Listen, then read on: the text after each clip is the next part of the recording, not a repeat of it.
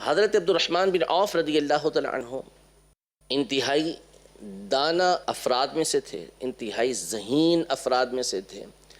اور معاملہ شناس تھے، حالات کو اچھی طریقے سے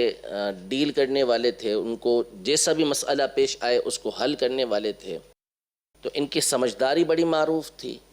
اللہ پاک نے ان کو بڑی سعادتیں عطا کی۔ نبی پاک صلی اللہ تعالیٰ علیہ وآلہ وسلم نے جہاں سیدنا ابوبکر صدیق رضی اللہ تعالیٰ عنہ کی امامت میں 17 نمازیں ادا کی، یہ مشہور ہے، لیکن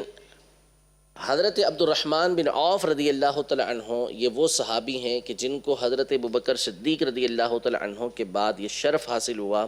کہ نبی پاک صلی اللہ علیہ وسلم نے ان کے پیچھے بھی نماز ادا کی، یعنی بہت بڑی بات کہ جس کے پیچھے نبی پاک صلی اللہ تعالیٰ علیہ وآلہ وسلم نماز ادا کریں۔ غزوہ تبوک کے موقع پر نبی پاک صلی اللہ تعالیٰ علیہ وسلم تشریف لے کر آئے تو حضرت عبد الرحمن بن عوف رضی اللہ تعالیٰ عنہ یہ ایک رکعت پڑھا چکے تھے تو نبی پاک صلی اللہ علیہ وسلم ان کے پیچھے شامل ہو گئے۔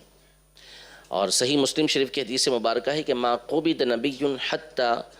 یصلی خلف رجل صالح من امتی، کہ کسی نبی علیہ السلام کا وصال اس وقت تک نہیں ہوتا جب تک کہ وہ اپنی امت کے نیک شخص کے پیچھے نماز ادا نہ کر لے۔ تو یہاں دو افراد ایسے کہ جن کے پیچھے نبی پاک صلی اللہ تعالیٰ علیہ وآلہ وسلم نے نماز ادا کی۔